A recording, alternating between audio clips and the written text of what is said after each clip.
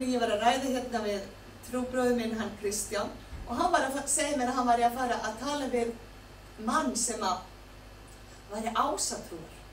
Og hann að spyrja mig hérna á samkominni, hvað á ég að segja þér? Hvernig get ég haft áhrif á hann? Vegna þess að já, ég vorum að tala um það. Það er óskaplega margir sem hafa gerst ásatrúar núna síðustu árin og það hefur mikið fjölgað í því trúfélagi. Og ég fer að hugsa þetta aðeins og segi síðan við hann, út frá þessari hugsun með aðdráttarafl, að já, kannski þú getur spurt hann að hvað það sem laði hann að þessum hetjum sem í ásatrú, Óðunni og Þór og svo framvegis. Hvað það sem laðar þig að því umfram Jesú Krist? Ég held að það sé athyglisvert að skoða til að mynda fyrst og fremst hvernig aðdráttarafl Jesús Kristur hafði. Hann hafði svo sterkt aðdráttarafl að fólk flykktist að hann bókstaflega mörg þúsund manns flykktist að Jesú. Það var maður hérna líka á 50-dagskvöldi sem í trúfélaginu Krossinu. Og hann var að segja mér það að hann gæti bara hvergi farið nú til dags á þess að hann spurður statt og stöðugt út í skilnað Gunnars í Krossinum og Jónínu Benediktsdóttur. Og þetta væri það eina sem fólk vildi tala við hann. Hann vildi ekki tala trúna við hann, það vildi tala þennar skilnað og þetta samband og svo framvegis.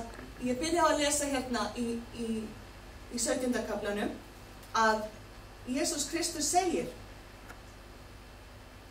Guðs ríki kemur ekki þannig að á því beri. Ekki munu menn segja, sjá þar það, eða hér það. Því að Guðs ríki hið innra með því. Að Guðs ríki komi oftast á öllu sem utan á okkur. Það sjáist á okkur hvert sem við förum að við gerum ekki þetta hitt og við séum kristin.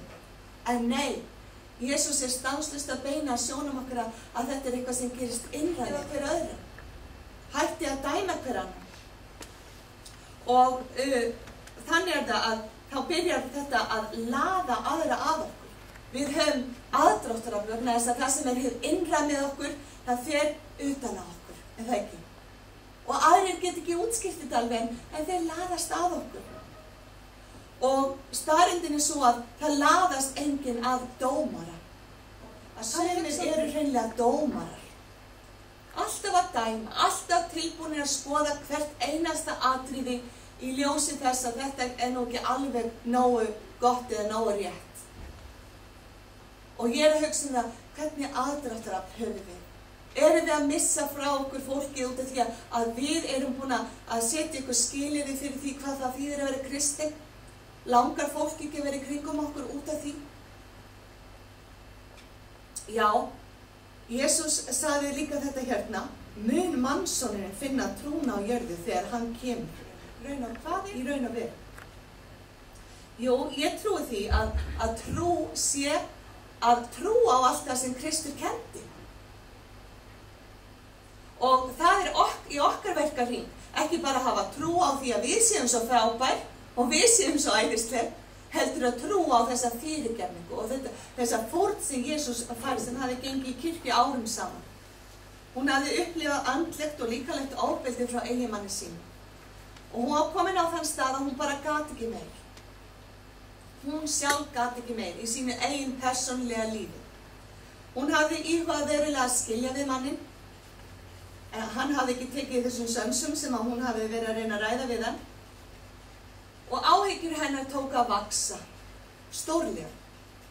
Vegna þess að það var ekki kannski bara það að hún var að hugsa að skilja við hann. Heldur hún fór að hafa stórar ágjur af því hvað trúsystkini hennar myndi nú segja við þessu öllu saman. Hvernig taka þau þessu? Og það lögðist þessar yfirþyrmilegu áhyggjur yfir þessa konu.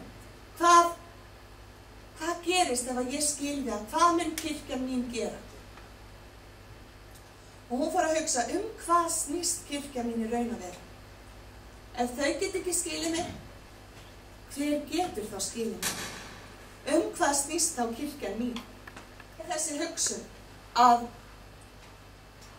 þegar Jesús að benda okkur á þessa tvo menn, þessa tvær mismundi trúargöngur, að þegar að við erum einblínum einungis á okkar samband við Jesú Krist, að þá kemst í raun að vera ekkert annað að. Þá þyrftum við ekki að hafa áhyggjur af því hvernig við hvert annað erum að hugsa hlutina. Þáttur sem að fyrir okkur borin á hverjum degi, því þegar einhver annar fyrir að kíkja hvar á diskinu þínum og vil fara að blanda sér í hvað þú ert að borða, eða hvað þú ert að neyta, eða á hvaða stað þú ert komin í trúnni. Það er eitthvað sem við getum ekki borið. Og ég trúi því að Jesús hafi sérstaklega verið að tala þetta hérna í ljósi þess að hann hefur áhyggjur af okkur á síðustu tímum. Já, hann hefur ekki bara áhyggjur af því að við þreytumst á því að biðja, heldur hann hefur áhyggjur af aðdráttarafli okkar. Að við höfum ekki lengur neitt salt, við höfum ekki lengur neitt ljós, við höfum ekki aðdráttarafl og skilið fyrirgefnina hans að raunverulega. Og við nálgumst hann ekki á réttan máta. Svo ég vil skilja eftir þessi orð hér í dagvinni að við þurfum að lesa ritninguna, við þurfum að skoða hvað Jesús er raunverulega að kenna og velta fyrir okkur hvað er trú okkar farin að snúast.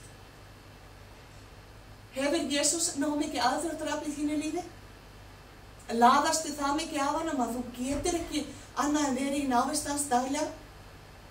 Og er það sama að segja þegar aðrir nálgast þig að þeim langar til þess að nálgast þig, þeim langar til þess að vera í kringum þig, vegna þess að þau finna eitthvað sérstakt, eitthvað dásamlegt, eitthvað sem þau get ekki útskýrt. Þau geta það kannski fyrir að síðar, en til að byrja með þá geta þau ekki útskýrt þetta. Þetta er bara eitthvað svo gott. Fyrir eftir með þessa spurningu, hvar er aðdráttarafl okkar? Takk ykkur fyrir í dag, Guð blessi ykkur.